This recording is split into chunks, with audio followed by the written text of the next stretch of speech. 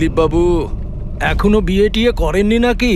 হ্যাঁ, আর তাছাড়াও তোর মতো ফালতু পুলিশ অফিসারের সাথে কোন মেয়ে বিয়ে করতে চাইবে?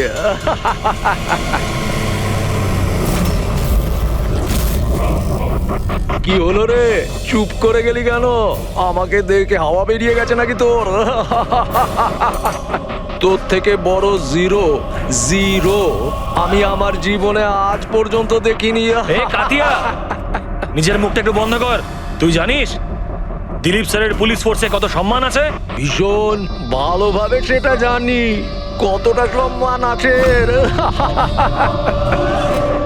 কি রেগে গেছিস আমার উপর? মারবি আমাকে? হ্যাঁ হ্যাঁ, মার আমাকে, মার দেখি। ভয় পাচ্ছিস কেন? আমাকে তো বাঁধা আছে, তোর হাত তো খোলা, দেখি কত সাহস। এই দেখাবো তোকে। এই হাবিলদার,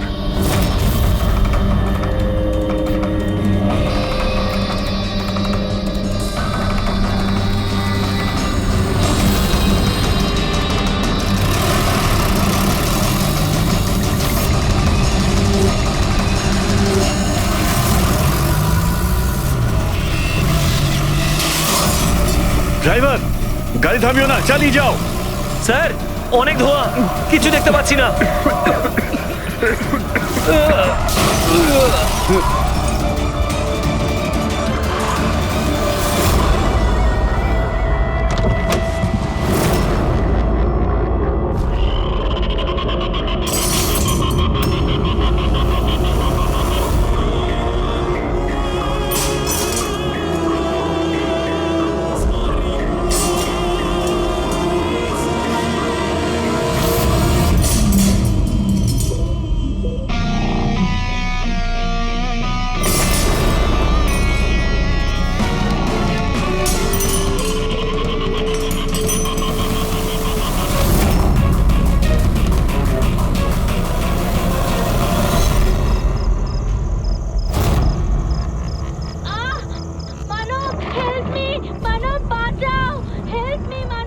ভয়ঙ্কর সিরিয়াল কিলার কাতিয়া জেল থেকে পলাতক।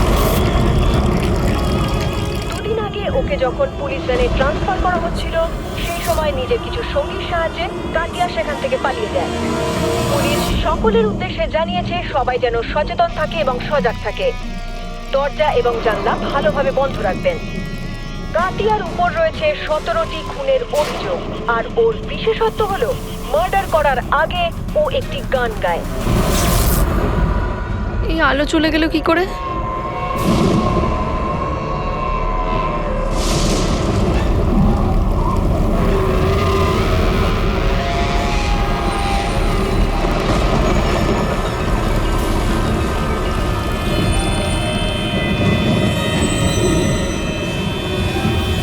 আমি দরজা খুলে আসিনি তো?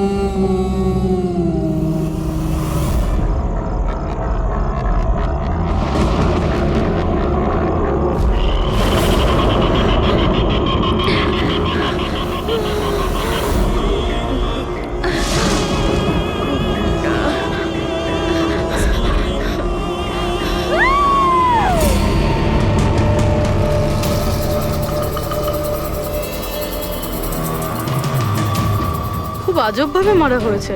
চোখে কাপড় বাঁধা, কিন্তু চোখ খোলা আছে। কাতিয়া,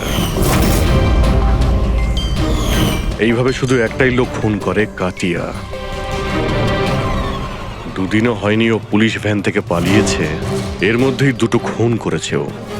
একটাই মেয়েটার, আর একটা পুনেতে। এই কাতিয়া যে 17টা খুন করেছে, একদম সেম ভাবেই করেছে। ভিকটিমের হাত বেঁধে দেয়, গলা কেটে দেয় আর চোখ খোলা থাকে, যাতে মারা যাওয়ার আগে ভিকটিম নিজের ভয়ানক মৃত্যু নিজে দেখতে পারে। আর তারপরে চোখ দুটো বেঁধে দেয়। হ্যাঁ স্যার, এর আগেও যখন ওকে গ্রেফতার করা হয়েছিল তখনও একটা মেয়েকে টর্চার করছিল। হেল্প! হেল্প! প্লিজ কেউ বাঁচাও!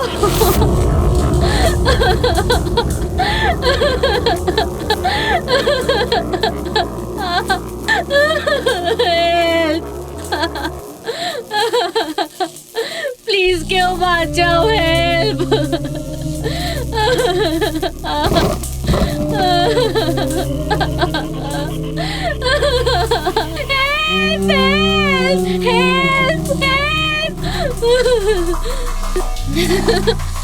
প্লিজ প্লিজ আমাকে মেরো না, প্লিজ, আমি হাত জোড় করছি, প্লিজ। হাত জোর করবে কি করে? তোমার হাত তো বেঁধে রাখা। আমি তোমার কি ক্ষতি করেছি? জানো তোমার অপরাধটা কি? তোমার অপরাধটা হলো তুমি খুব ভালো, ভীষণ সুন্দরী। কাঁদবে না, না, চোখ বন্ধ করো, কারণ যখন তোমার লাশ ওরা পাবে তখন তোমার মুখটা এরকমই যেন সুন্দর দেখতে লাগে। আর তোমার চোখ দুটো যে শেষবারের মতো দেখবে সেই মানুষটা আমি হব। তোমার রক্তের এক একটা বিন্দু যখন বাইরে আসবে, যখন তোমার শ্বাস বন্ধ হয়ে যাবে, তারপর আমি তোমার চোখ বন্ধ করে দেব এটা দিয়ে।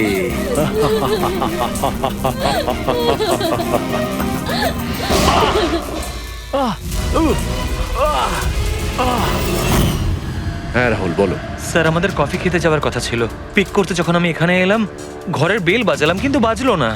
বাড়ির দরজা খোলা দেখে আমি ভেতরে চলে এলাম। এসে দেখি মালিনী। স্যার, বেলটা বাজবে কিভাবে? বাড়ির ইলেকট্রিসিটি কাটা রয়েছে, তাও মিটার বক্স থেকে। এবার খুনিকে খোঁজা শুরু করব কিভাবে?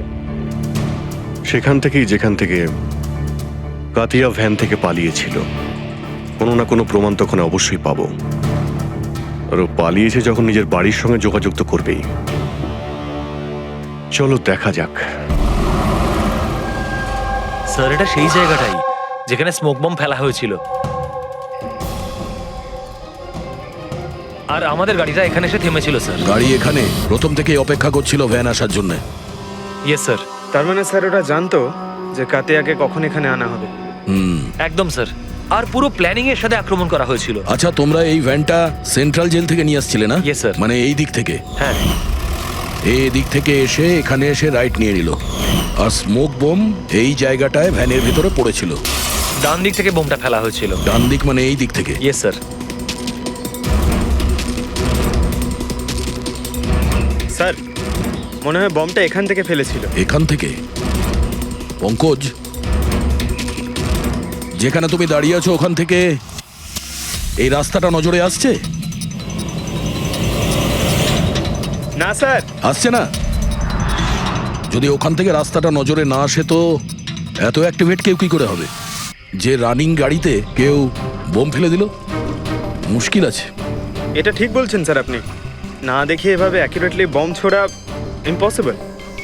তার মানে ওর নিশ্চয়ই কোনো দ্বিতীয় সাথী ছিল। কেউ হতে পারে রাস্তার ওপারে দাঁড়িয়ে ছিল, হয় ওপার থেকে ইশারা করেছে, আর না হলে ফোনে কন্ট্যাক্ট করেছে।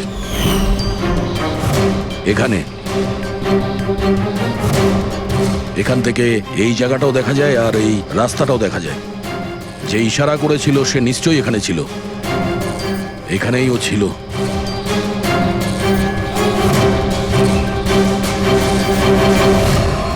স্যার, এই দেখুন।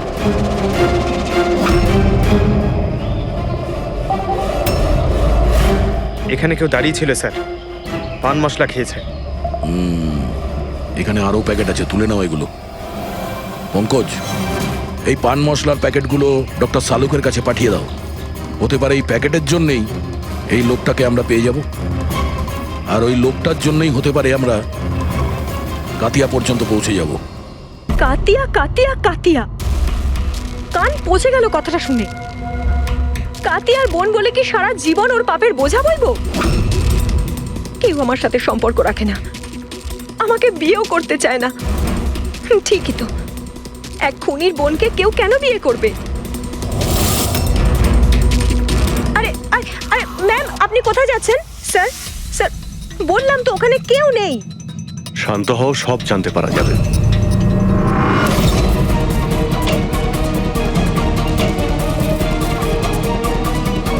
স্যার কাতিয়া তো ঘরে নেই। ওই ছবিটা ওকে দেখাও তো। এই ছবিটা দেখো, এই মেয়েটাকে চেনো? কাতিয়া এই মেয়েটার খুন করেছে। কিন্তু এটা হতে পারে না, কেন? কারণ ওর সাথে যখন জেলে দেখা করতে যাই তখন ও আমাকে বলেছিল ওর ব্রেন টিউমার হয়েছে, আর এই অসুখের জন্য ওর হাত কাঁপতো, ও জলের গ্লাসও ঠিক মতো ধরতে পারে না। আচ্ছা, স্যার যেই লোকটা জলের গ্লাস তুলতে পারে না, সে একটা মেয়ের গলা এত নিখুঁতভাবে কি করে কাটতে পারে? তাহলে কাতিয়াকে খুন করেনি? স্যার যদি এই সব খুন কাতিয়া না করে, তাহলে কে করছে? স্যার এই অনিশার কথায় আমি বিশ্বাস করতে পারছি না। ও নিজের ভাইকে বাঁচানোর জন্য মিথ্যে কথা বলতে পারে। আর যদি সত্যি বলে তাহলে? আমাদের কাছে এমন কোনো প্রমাণ নেই যাতে আমরা ওর কথাটা মিথ্যে প্রমাণ করতে পারি। প্রমাণ? প্রমাণ আমি দেব তোমাদের। বলো, কি প্রমাণ পেয়েছো? হ্যাঁ, প্রমাণ বাস ওই ক্রাইম স্পটে ওই যে মিটারটা পাওয়া গেছিল, আর ওই ভাঙা দরজাটা, ওই দুটোতেই কাতিয়ার হাতে ছাপ পাওয়া গেছে। তার মানে তুমি বলতে চাইছো এই দুটো খুন কাতিয়া করেছে? একদম একদম ঠিক। মালিনীকেও আর ওই সুনীলকেও, দুটো খুনই কাতিয়া করেছে। ওই পুলিশ, পুনে পুলিশ ক্রাইম স্পটে যে হাতে ছাপ পেয়েছে ওগুলো কাতিয়ারই হবে। আর ওই পান মশলার প্যাকেটের উপর সেখানে কার আঙ্গুলে ছাপ আছে? সেই ব্যাপারে এখনো চেকিং চলছে, তোমাকে জানাচ্ছি। কি হলো অভিজিৎ, কি ভাবছো? এখনো বিশ্বাস হচ্ছে না?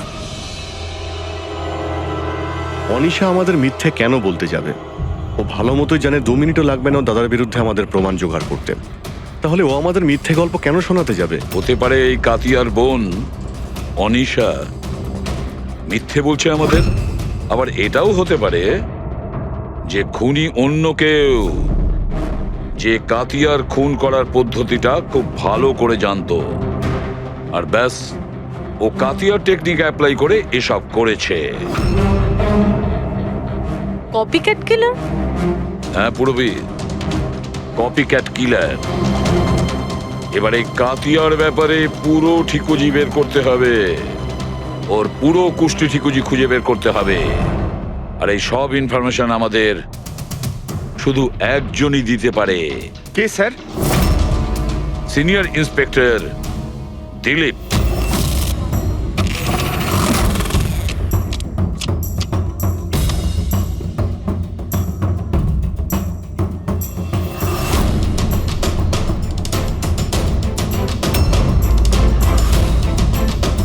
ভাগ্যটাই যদি ধোঁকা দেয় তাহলে কি করব?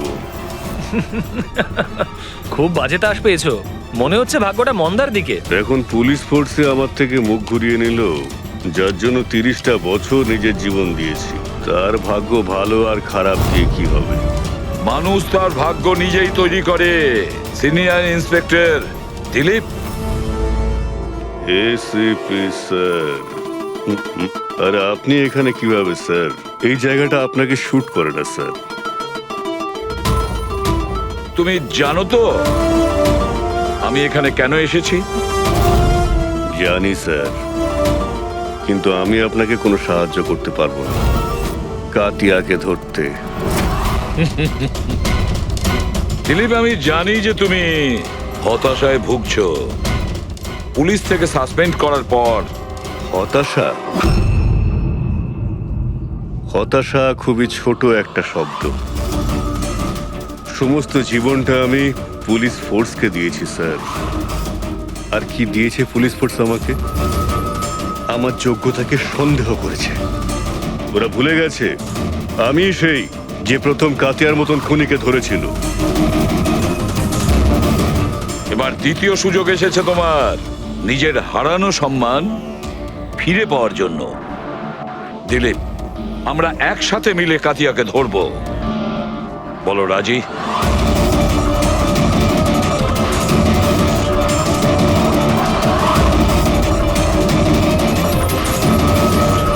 দুটো খুন করেছো দিলীপ, না জানি আরো কতজনের প্রাণ নেবে ও।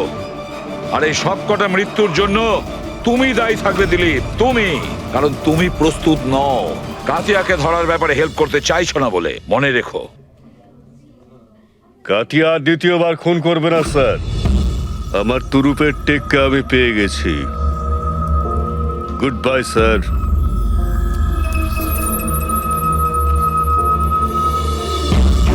উনি তো এসিপি প্রদ্যুমান, তাই না? এখানে কি করতে এসেছিল? আমাকে কর্তব্যের শিক্ষা দিতে এসেছিল।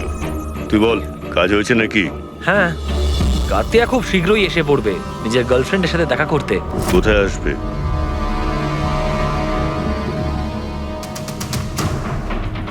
বা দিলীপ, এখনো হার মানছো না? এখনো কাতিয়াকে ধরার চেষ্টা করছো?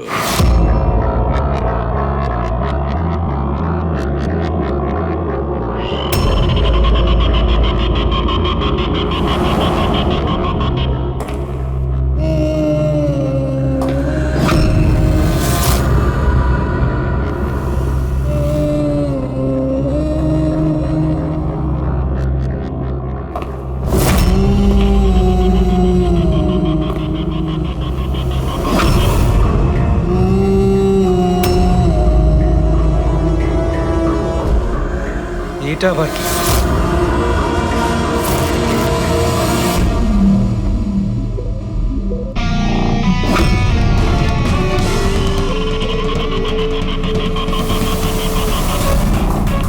কে কে কে তুমি?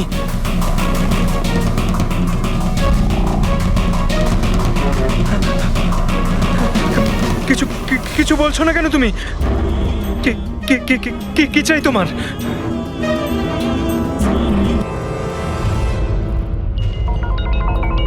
দীপা, সত্যি তুমি এতটা ইরেসপন্সিবল কি করে হলে? স্টাফ রুমে মোবাইল ফেলে গেছো? ওহো বাবা, হয়ে যায় কখনো কখনো, তাতে এত রেগে যাওয়ার কি আছে? এত রাতে ললিত এখানে কি করছে? মনে হয় স্কুল প্রজেক্ট এখনো শেষ হয়নি।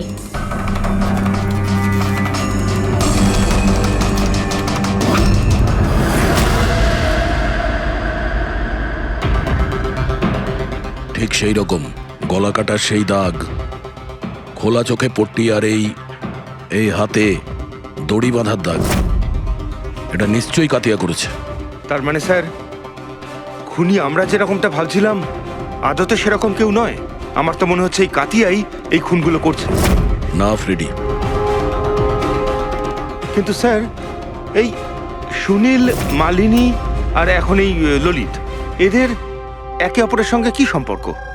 প্রয়োজন নেই নিজেদের মধ্যে সম্পর্ক রাখার। কারণ এই কাতিয়া যে কোনো কাউকে কোনো কারণ ছাড়াই, কোনো ভাবনা চিন্তা না করেই মেরে দেয়। স্যার আসুন। স্যার, ইনি এখানকার ওয়াচম্যান। ইনি বলছিলেন যে পুরো স্কুল খালি হয়ে গেছিল ললিত ছাড়া, আর ব্যাস এনারা দুজন এসেছিলেন। ও, তার মানে এই কাতিয়া গেট দিয়ে ভেতরে আসেনি, অন্য কোনো রাস্তা দিয়ে ভেতরে এসছে। কিন্তু স্যার, ক্লাসে আসার কোনো অন্য রাস্তা নেই। তাহলে হতে পারে ও অন্য কোনো রাস্তা বানিয়ে নিয়েছে।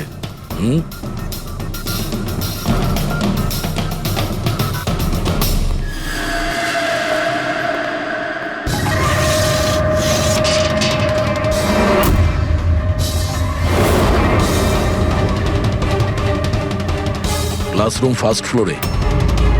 এখান থেকে কাতিয়া খুব সহজেই উপরে এসছে।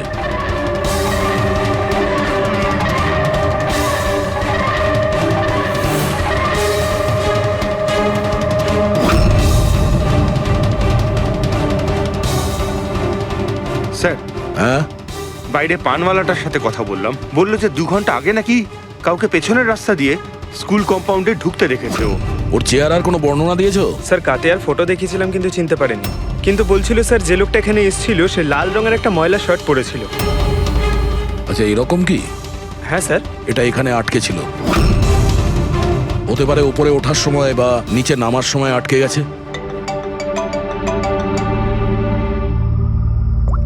হ্যাঁ অভিজিৎ, কি? ঠিক আছে, হ্যাঁ আমাকে আপডেট দিতে থেকো। কি হয়েছে স্যার? ওই যে পান মশলার প্যাকেটগুলো পেয়েছিলাম আমরা রাস্তার ওপর, ওতে অনিশার আঙুলের ছাপ আছে। তুমি জানো এটা কোথা থেকে পেয়েছি আমরা?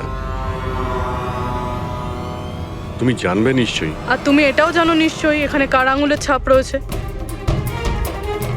হ্যাঁ, মিথ্যে বলেছিলাম আপনাদেরকে। গিয়েছিলাম ওখানে সাহায্য করতে, যাতে ও ভ্যান থেকে পালাতে পারে। তুমি জানো এটা কত বড় অপরাধ? কাজটা ঠিক হোক বা ভুল, আফটার অল তো আমার দাদা। ওর ব্রেন টিউমারের কথাটা আমাকে যখন বলল, আর সেই সাথে বলল জীবনের শেষ দিনগুলো ও জেলে কাটাতে চায় না, তখন খুব কষ্ট হলো। তো তুমি ওখানে চলে যাও ওকে বাঁচানোর জন্য। তুমি পুলিশ ভ্যানে আক্রমণ করাও। আমি ওখানে গিয়েছিলাম ঠিকই, কিন্তু সত্যিটা হলো আমি গিয়ে যে কিছু করব তার আগে অন্য কেউ ওকে ওখান থেকে নিয়ে যায়।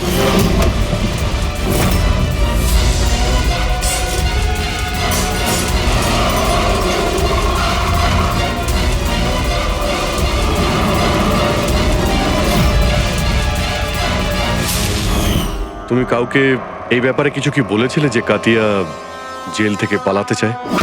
ওর কোনো বন্ধু নেই, সবাই শত্রু। আচ্ছা, তাহলে স্যার কে সাহায্য করছে ওকে পালানোর জন্য? যে একবার মিথ্যে বলতে পারে সে তো আবার মিথ্যে বলতে পারে। এর উপর নজর রাখতে হবে। দিলীপ, এই দুটো খুন ছাড়াও 17টা খুন, আরো 17টা খুন করেছে। যে করেই হোক ওকে থামাতে হবে। একটা খুব সাধারণ অপরাধীর জন্য আমাকে ফোর্স থেকে বার করে দেওয়া হয়েছে। তুমি ভুলে গেছো তোমার নিজের শপথ, যখন তুমি প্রথম পুলিশের ইউনিফর্ম পরেছিলে? ভুলে গেছো? ধিক্কার জানাই তোমাকে। স্যার, আমি এখানে মদ খেতে নয়, আমি এখানে তদন্ত করতে এসেছি। তার মানে কি? এক খোঁচর আমাকে বলেছে কাতিয়ার গার্লফ্রেন্ড প্রায়শই এখানে আসা যাওয়া করে। আমি ওকেই খুঁজছি স্যার। আমি সন্দেহ করছি যে কাতিয়া আসল খুনি নয়, এ কোনো কপিক্যাট কিলার যে কাতিয়াকে নকল করছে। মানে কপিক্যাট কিলার? হ্যাঁ দিলীপ। স্যার, একটা উপায় আছে এই ধরনের নকল খুনিকে ধরার। কি? একটা ব্যাপার আছে যেটা শুধু আমি আর কাতিয়া জানি স্যার, মিডিয়া জানে না স্যার। কাতিয়া প্রত্যেকটা খুনের পর পরিষ্কার করে স্যার, আর প্রত্যেকটা খুনের পর ও স্নানও করে স্যার। এই কথাটা কেউ জানে না স্যার, শুধু আমি আর কাতিয়াই জানি sir. Fantastic, fantastic. Hello Abhijit,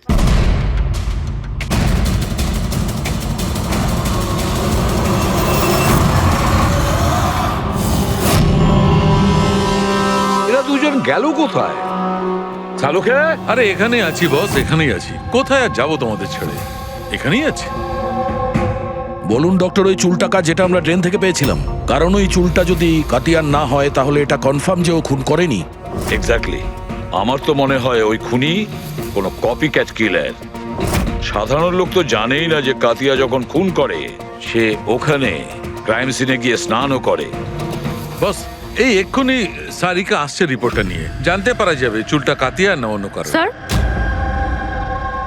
sir আমরা চুলের ডিএনএ টেস্ট করিয়েছি, অনিশার ডিএনএর সঙ্গে ম্যাচ করে গেছে। 100% ওই চুলটা কাতিয়ার। প্রথম থেকেই বলছিলাম আমি স্যার যে অনিশা নিজের ভাইকে বাঁচানোর জন্য মিথ্যের উপর মিথ্যে বলছে। ও নিশ্চয়ই জানবে কাতিয়া কোথায় লুকিয়ে আছে। গ্রেপ্তার করে নেব ওকে। হ্যালো স্যার, স্যার আমি কাতিয়ার ঠিকানা পেয়ে গেছি স্যার। কি? কাতিয়াকে পেয়েছো?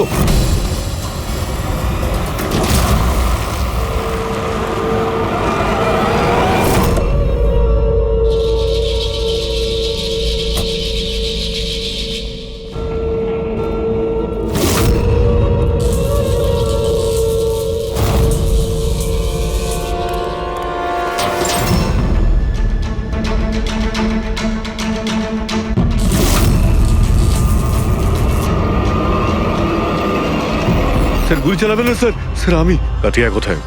ওইদিকে।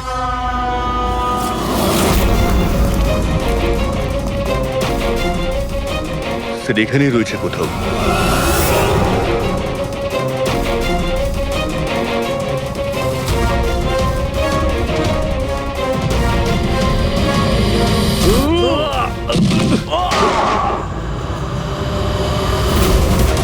দিলীপ, তুমি ঠিক আছো তো?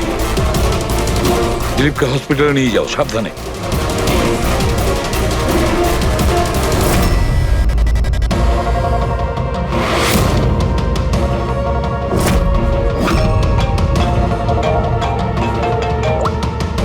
হ্যাঁ সালুকে বলো। হোয়াট? কাতিয়া খুনি নয়?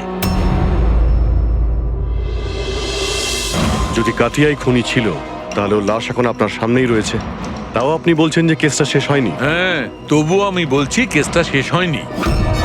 কেস শেষ হয়নি? না। খুনি কাতিয়া নয়, অন্য কেউ? এক্স্যাক্টলি। এই 3টে খুনি এ করেনি, অন্য কেউ করেছে। স্যার আমরা ওই চুলের স্যাম্পলগুলো চেক করেছিলাম যেগুলো আপনারা ক্রাইম সিন থেকে পেয়েছিলেন। ওই চুলগুলো থেকে আমরা মাইগ্রেন, মাথার যন্ত্রণার ওষুধ পেয়েছি। এমন মাথার যন্ত্রণা যেগুলো ব্রেন টিউমারের রোগীদের হয়ে থাকে, তাদেরই দেওয়া হয়। তার মানে কাতিয়ার বোন অনিশা সত্যি বলছিল, কাতিয়ার আগে থেকেই ব্রেন টিউমার ছিল। হ্যাঁ স্যার, আমরা এর এমআরআই করেও চেক করেছি। এমন টিউমার ছিল যাতে ওর হাত কাঁপতো। একদম। আর সেই জন্যে যেভাবে ক্লিন কাট আছে গলার ওপরে, সেটা এই লোকটি করতেই পারবে না। এ এত পরিষ্কার করে গলা কাটতেই পারবে না। কিন্তু স্যার আক্রমণের সময় তো এর হাতে ছুরি বাঁধা ছিল, তাই না? পুরবি হয়তো ওই সময় ওর হাতে ছুরি বাঁধা ছিল, তবুও তো ওর হাত কাঁপতো, তাই না? আর হাত কাঁপলে আঘাতও তেড়া বেঁকা হতো, সরল রেখায় হতো না। হতে পারে ওই ছুরিটা ওর হাতে বাঁধা ছিল এই জন্যই যে ওই ছুরিটা পড়ে যেন না যায়। যদি এই খুন কাতিয়া না করে থাকে তাহলে ওর চুল আর আঙ্গুলের ছাপ ক্রাইম সিনে আসলো কিভাবে? ক্রাইম সিনে আসলো কিভাবে? কেন? কি উদ্দেশ্য থাকতে পারে এই কপিক্যাট কিলারের খুন করার জন্য? স্যার এই 3জন ভিকটিমের মধ্যে কোনো সামঞ্জস্য নেই, কিছুই কমন নেই। আর এই সুনীল, ও তো থাকতোই অন্য শহরে, পুনেতে। হ্যাঁ স্যার, না তো এদের স্কুল কলেজ এক, না তো কাজ। একজন ইঞ্জিনিয়ার, একজন সিএ। এই সোশ্যাল মিডিয়াতে কি তুমি দেখেছো যদি কোনো কমন ফ্রেন্ড থাকে? স্যার কোনো কমন ফ্রেন্ড নেই, চেক করেছি আমি। কিন্তু স্যার খুনি এই 3জনকেই কেন টার্গেট করেছিল? সেটাই তো। কেন? স্যার ডেকেছিলেন আমাকে? হ্যাঁ রাহুল, এসো। এই ফটো দুটো ভালো করে দেখো। এ সুনীল আর এ ললিত, এদের দুজনের মধ্যে কাউকে তুমি চিনতে কি? একটু মন দিয়ে দেখো, মনে করো। না স্যার। কিন্তু কেন? আমি সন্দেহ করছি এই দুজনকে খুন, মানে সুনীল আর ললিতকেও খুন মালিনীর খুনিই করেছে। কারণ আমাদের মনে হলো হয়তো তুমি জানবে যে মালিনীর কি এদের সঙ্গে কোনো কানেকশন ছিল। স্যার যদি কোনো কানেকশন থেকেও থাকে আমি বলতে পারবো না। তার মানে? কারণ মালিনীকে আমি অত ভালো করে চিনতাম না। 10 বছর আগে একটা পিকনিকে দেখা হয়েছিল, তারপরে আমাদের কোনো টাচ ছিল না। তারপর আমি ওর ছবির সাহায্যে সোশ্যাল মিডিয়াতে আইডি সার্চ করলাম আর ওকে রিকোয়েস্ট পাঠালাম। আমাদের সেদিন কফি শপে যাওয়ার কথা ছিল, কিন্তু এটা দেখুন, 10 বছর পুরনো পিকনিকের ফটো এখনো আমার ফোনে আছে। আচ্ছা, এটা কিনা ড্যাম না লোনাওয়ালাতে? হ্যাঁ স্যার। কিলা ড্যাম, লোনাভলা? Sir 1 minute.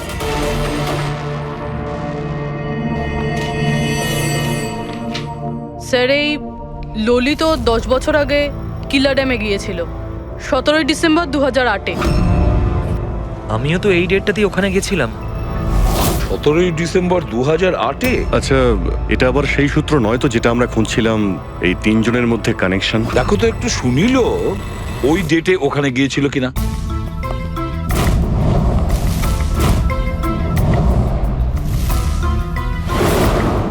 হ্যাঁ স্যার, এই সুনীলও গেছিল ওই নিজের কলেজের বন্ধুদের সাথে, ঠিক ওই তারিখেই ওই জায়গাতেই। তিনজনের একসঙ্গে থাকা ওই একই ডেটে এটা কোনো কোইন্সিডেন্স হতে পারে না স্যার। এক্স্যাক্টলি অভিজিৎ, 17ই ডিসেম্বর 2008। নিশ্চয়ই সেদিন ওখানে কিছু হয়েছিল যার কারণে খুন হয়েছে। হ্যাঁ স্যার, হয়েছিল।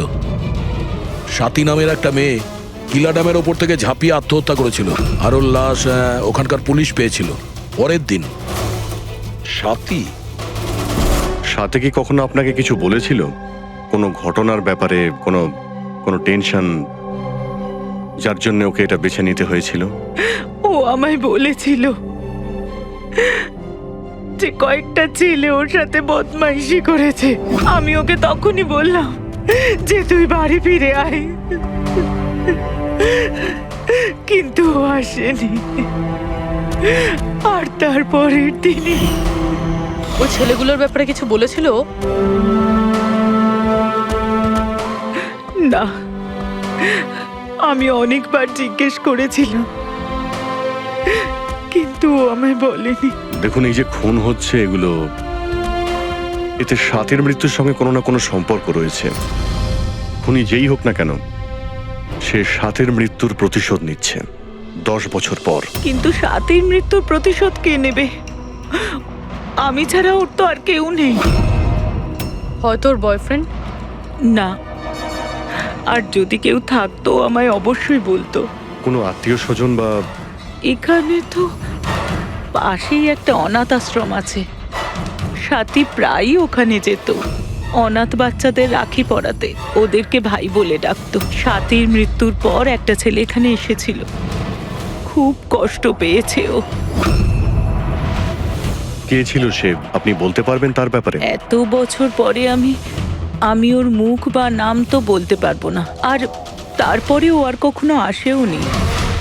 আচ্ছা, কি কি কথা হয়েছিল আপনার মনে আছে? ও শুধু এটাই বলছিল যে ঘটনার দিন সাথী ওকেও ফোন করেছিল, সব কিছু বলেছে ওকে, আর ও সাথীকে আত্মহত্যা করা থেকে আটকাতে পারেনি। সাথীর ধর্ম দাদা। আচ্ছা সালুকে একটু তাড়াতাড়ি বলবে? হ্যাঁ হ্যাঁ, 1 মিনিট। জানতে পেরেছি বস, দুটো জিনিস জানা গেছে যাতে করে এই কেসটা বদলে যেতে পারে। প্রথমত হলো এর পেটের মধ্যে আমি দুধ আর ব্রেডের ট্রেসেস পেয়েছি। হ্যাঁ, তাহলে হতে পারে মৃত্যুর আগে দুধ আর ব্রেড খেয়েছিল। এর থেকে কেসের মোড় ঘুরবে কি করে? আরে ভাই, দয়া, আশ্চর্যের ব্যাপার হলো এটাই যে ও মারা যাওয়ার আগে নয়, বরং লাস্ট 3 দিন ধরে এই লোকটা শুধু এই দুটো জিনিসই খাচ্ছিল, এগুলো ছাড়া আর কিচ্ছু নয়। অসুস্থ ছিল, ডক্টর হয়তো এইসবই খেতে বলেছে ওকে। পুরবি এ রোগী তো বটে, কিন্তু ব্রেন টিউমারের রোগী। এ অন্য কিছু খেতে তো পারতো, এ তো পেটের রোগী নয় বস। তবে সব সময় দুধ আর রুটি কেন? আর দ্বিতীয় সূত্র কি পেয়েছেন আপনি? দ্বিতীয়ত এর এই দেখো নখের মধ্যে কিছু একটা লেগে আছে না বস? এর নখের মধ্যে থেকে আমি অনেক ময়লা আর রক্তের চিহ্ন পেয়েছি। ওর নখগুলো দেখে আমার মনে হচ্ছে যে ও কোনো জায়গা আঁচড়াচ্ছিল। এই দেখো, নখে রক্তও লেগে আছে।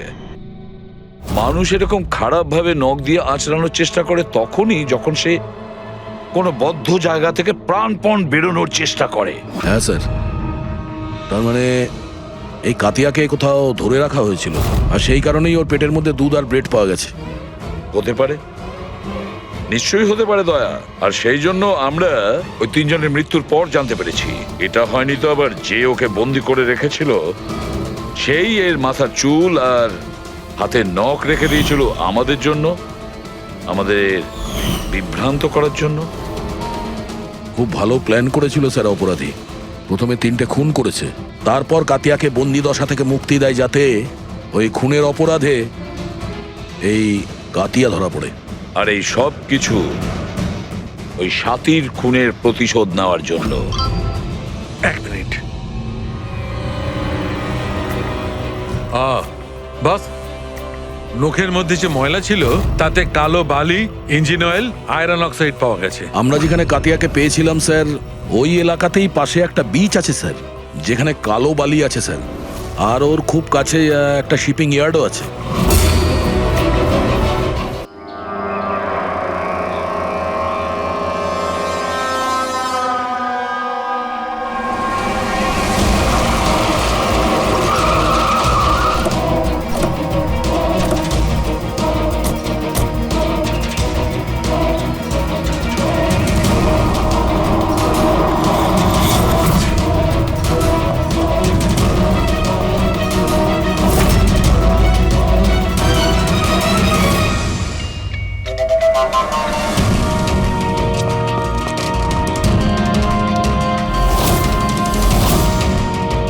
তোরা? স্যার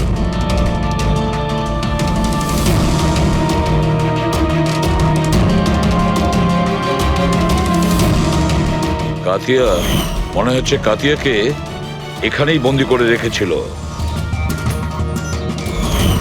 এটা কি?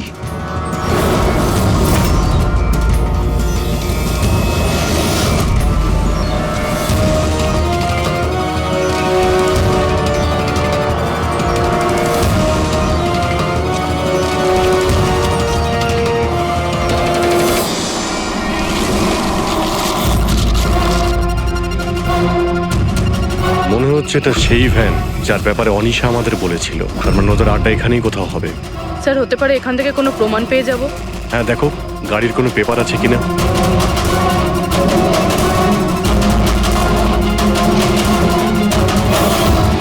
ও নো, বুম, পালাও এখান থেকে।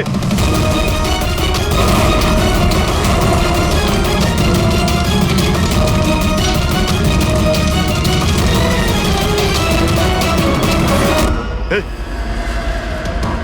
এই, এই, দাঁড়া, এই দাদা, দাঁড়া বলছি, দাঁড়া। কোথায় পালাচ্ছিলি? হ্যাঁ,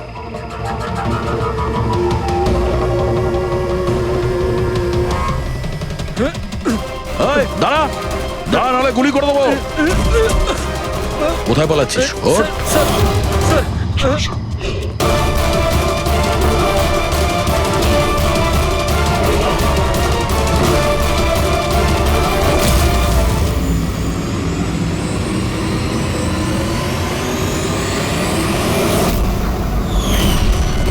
সিনিয়র ইন্সপেক্টর দিলীপ, সাথীর ধর্ম ভাই, যাকে ও ফোন করেছিল।